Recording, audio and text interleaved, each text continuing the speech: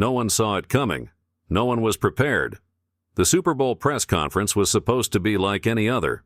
Reporters eager for soundbites, athletes soaking in the spotlight, and the buzz of the world's biggest game just hours away. But then, without warning, he walked in. Donald Trump. No formal announcement. No security entourage clearing the way. Just Trump, striding confidently into a room packed with reporters, athletes, and cameras rolling live to millions around the world. At first, people thought it was a joke, some kind of publicity stunt. But the look on his face said otherwise. He wasn't there for football. He wasn't there for fame. He was there with a message. "This isn't about the Super Bowl," he began, his voice steady, cutting through the stunned silence. "It's about something much bigger, and you need to hear it before it's too late." What he revealed next didn't just shock the room. It shook the entire nation. This isn't the story of the Super Bowl, it's the story of how one unexpected moment turned the world upside down. The press room was buzzing with excitement. Held inside a massive convention center just miles from the Super Bowl stadium, it was packed wall to wall with reporters, photographers, and sports analysts from around the globe. Bright lights beamed down on a sleek stage, adorned with the NFL logo and banners celebrating the biggest event in American sports. The hum of anticipation filled the air. Journalists shouting questions, athletes cracking jokes, camera shutters clicking nonstop. It was the kind of organized chaos that came with every Super Bowl. Microphones poised, reporters eager to get the latest quotes on strategies, player matchups, and predictions. Sports legends discussed their game day routines while analysts dissected plays with military precision. Then suddenly, the atmosphere shifted. The back doors swung open with an abruptness that cut through the noise like a blade. Conversations faltered, heads turned, and cameras instinctively pivoted toward the disturbance. At first there was confusion. No announcement, no introduction. Just a figure stepping into the spotlight. Donald Trump. He wasn't scheduled to appear. There was no mention of him in the press agenda. Yet there he was, walking with the kind of confidence that dared anyone to question his presence. No security detail flanking him, no entourage. Just Trump, alone, but somehow larger than life. The room froze. Athletes stopped mid-sentence. Reporters exchanged bewildered glances. Some instinctively raised their cameras, snapping photos as if trying to convince themselves it was real. Trump didn't acknowledge the shock on their faces. He didn't hesitate or wait for permission. He walked straight to the podium, adjusted the microphone with a casual flick of his hand, and scanned the crowd. His expression was unreadable. Not the usual grin, not the usual theatrics. Just a man with something to say. The silence was deafening as he finally spoke. "I wasn't invited to this press conference." A ripple of nervous laughter moved through the crowd, but Trump didn't smile. But when something this important is happening, you don't wait for an invitation. The reporters sat frozen, recorders rolling, pens poised in midair. This wasn't part of the script, and what was coming next? No one was prepared for it. The tension in the room was thick enough to cut with a knife. No one spoke. No one dared. All eyes were locked on Trump as he stood at the podium, his presence alone enough to drown out the chaos that had filled the room just moments before. He didn't clear his throat. He didn't shuffle his papers because he didn't have any. No notes, no teleprompter, just him. Trump's eyes scanned the sea of stunned faces, athletes frozen mid-sip of their water bottles, reporters gripping their microphones, some too shocked to even hit record. His gaze was sharp, like he wasn't just looking at the crowd but through them. "I know what you're thinking," he said, his voice calm but carrying a weight that demanded attention. "What is he doing here?" A nervous chuckle escaped from somewhere in the back, but it died quickly. Trump wasn't joking. "I'm not here to talk about football. I'm not here to talk about the Super Bowl." He leaned slightly into the microphone, his voice dropping just enough to make everyone lean in. "I'm here because you're being lied to." The room shifted. Reporters exchanged glances, half skeptical, half intrigued. Camera crews adjusted their lenses. Phones shot up. Live streams began. And within seconds, the entire world was watching. Security personnel hesitated near the doors, unsure whether to step in. But no one moved. Even they were curious now. Trump straightened his tie, took a slow breath, and continued. "There's something happening behind the scenes. something they don't want you to know. And it's not just about sports. The tension snapped. Questions erupted from every corner of the room. "Mr. Trump, what are you talking about? Is this a political stunt? Are you making an official announcement?" But Trump didn't answer. He raised a hand, silencing the crowd with a simple gesture. "You'll understand in a minute." With that, he reached into his jacket pocket and pulled out a folded document. Its edges creased, as if it had been handled more times than he cared to admit. He placed it on the podium, tapping it twice with his index finger. "This changes everything."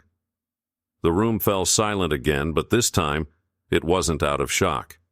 It was anticipation. Because whatever was in that document wasn't just going to change the conversation. It was going to change history. Trump let the weight of the moment hang in the air, his fingers resting lightly on the folded document as if it were some kind of fragile artifact. The room was dead silent now. No flashes, no whispers, just a collective, breathless anticipation.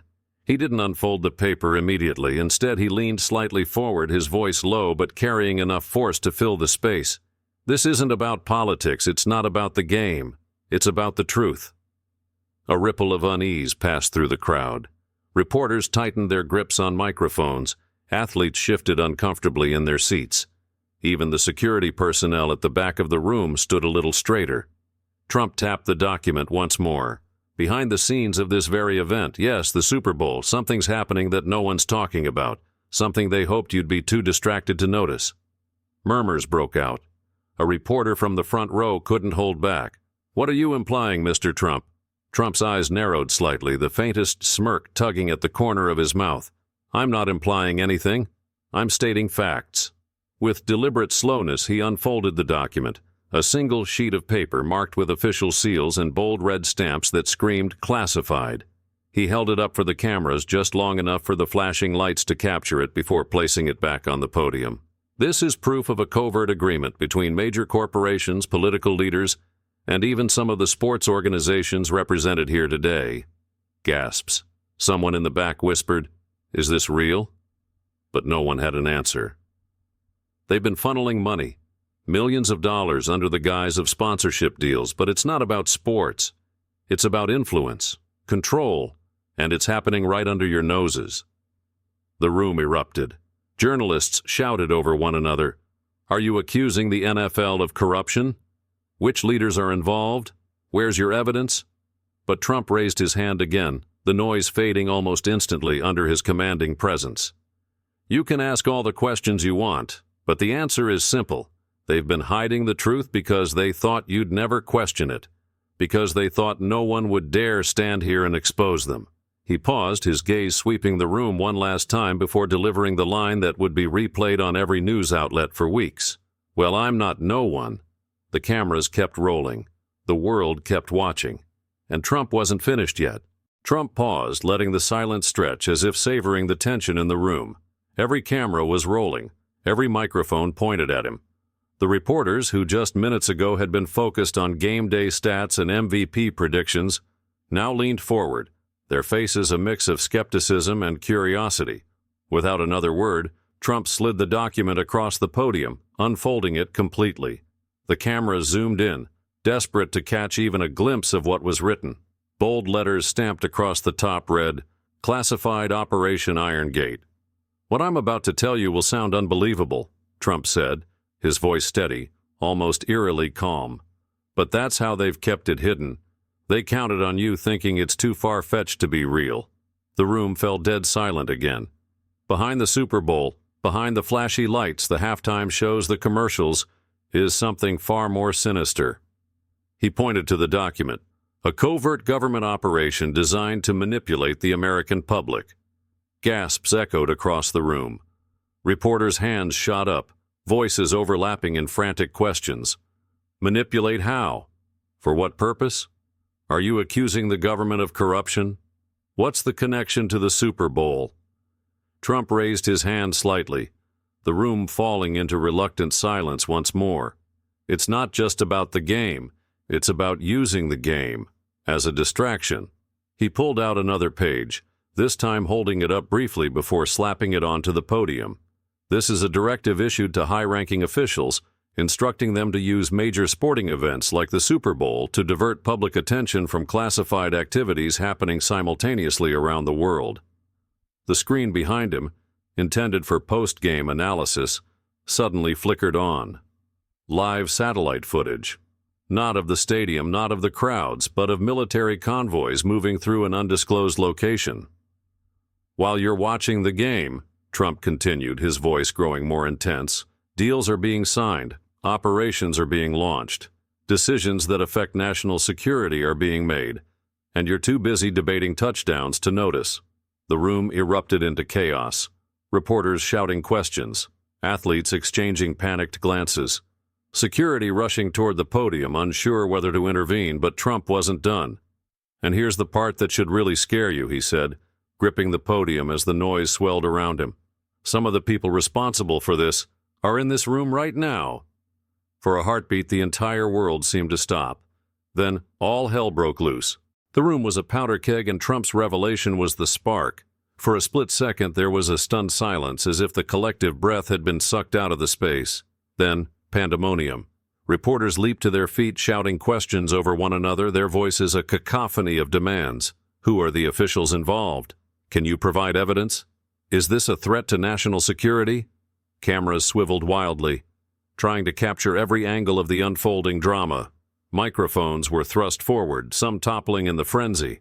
The athletes, moments ago the center of attention, now sat forgotten, their expressions a mix of shock and confusion. Security personnel, previously stationed discreetly at the room's periphery, sprang into action. Some moved toward Trump, uncertain whether to escort him out or protect him. Others attempted to restore order, their voices drowned out by the uproar.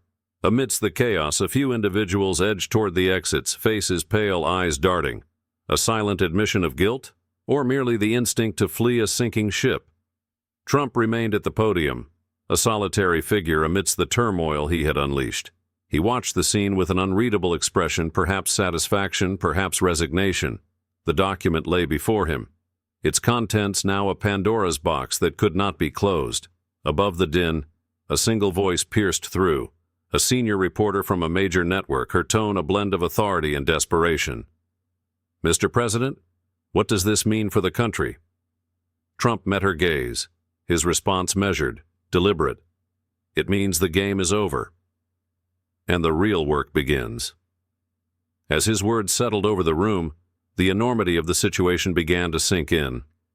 This was no longer about a game, a press conference, or even a scandal. It was about the very fabric of the nation, now frayed and exposed, and the world was watching. As the room descended into chaos, with reporters shouting over one another and security scrambling to regain control, Trump remained eerily calm. His hands rested firmly on the podium, his eyes scanning the sea of confusion, as if he had expected this reaction all along. Then, without warning, he raised his hand just slightly, and the room fell into a tense, reluctant silence. Cameras zoomed in. Phones stayed raised. The world leaned in, desperate to hear what he'd say next. "You think this is the bombshell?" Trump said, his voice low but cutting through the noise like a knife. "You think this document is the story?" He chuckled softly, shaking his head. This is just the appetizer." The crowd shifted, uneasy. Reporters glanced at one another. What could be more shocking than what he'd already revealed? Trump reached into his jacket pocket again, but this time he didn't pull out a document. He pulled out a small flash drive. Holding it between his fingers, he looked directly into the cameras. "This isn't just paper, it's proof. Video footage, recordings, emails, names." His gaze darkened. "And it's all been backed up. Multiple copies sent to people I trust. If anything happens to me, it goes public everywhere." The room froze. What had started as a press conference had morphed into something much darker, a hostage situation, not with people, but with the truth itself. Trump wasn't just dropping bombs. He was holding the detonator. Security guards hesitated at the edge of the stage, unsure whether to approach. Their earpieces buzzed with frantic voices, but no one moved. Because they knew this wasn't just about controlling Trump anymore, it was about controlling what he held in his hand. Trump leaned forward, his voice dropping to a near whisper. "You wanted a headline? Here's your headline. The people running this country aren't who you think they are." Gasps rippled through the room. Some reporters instinctively typed those words into their devices, as if recording them would make them feel more real. Others just stared, stunned. Then came the final blow. And here's the twist. He held up the flash drive one last time. "I'm not keeping this." With a flick of his wrist, he tossed the drive into the crowd. Chaos erupted again. Reporters lunged, security dove, hands grappled in the air, fighting for the device like it was the last piece of evidence on Earth. And Trump? He turned and walked off the stage, never looking back. Because the story wasn't about him anymore. It was about what was left behind, and the world would never be the same. The fallout was immediate. Before Trump even left the building, the footage of his shocking revelation had already gone viral. Clips of him tossing the flash drive into the crowd were plastered across every social media platform, every news network, every screen in the world. It was everywhere, uncut, unfiltered, and unstoppable. Headlines exploded within hours. Trump's Super Bowl bombshell. What's on the drive? Government secrets exposed? The truth behind Operation Iron Gate. The press conference that changed everything. The nation was in turmoil. Protests erupted in major cities across the U.S. and beyond. Crowds gathered outside government buildings chanting for answers, demanding transparency. Some came with signs reading, "We deserve the truth," while others carried flags, symbols of fractured beliefs now reignited by the spark Trump had lit. Clashes broke out between demonstrators and security forces, as peaceful protests turned volatile overnight. Conspiracy theories flourished, some wild, others terrifyingly plausible. Was Trump telling the truth? Or was this the biggest political stunt in history? Whispers turned into online movements. Podcasts dissected every frame of the footage, analyzing Trump's body language, the reactions in the room, even the grain of the paper he held. Was the flash drive even real? What if this was all a distraction from something even bigger? But the biggest question remained. What was on the flash drive? Within 24 hours, an anonymous account leaked its contents online. No fancy press release, no official statements, just raw data dumped into the digital abyss. The files contained everything Trump had promised: emails, covert communications, classified documents, even grainy surveillance footage. They revealed a web of backdoor deals, secret government programs, and powerful individuals involved in manipulative schemes hidden beneath the facade of major events like the Super Bowl. The world watched in disbelief. Governments scrambled to contain the damage.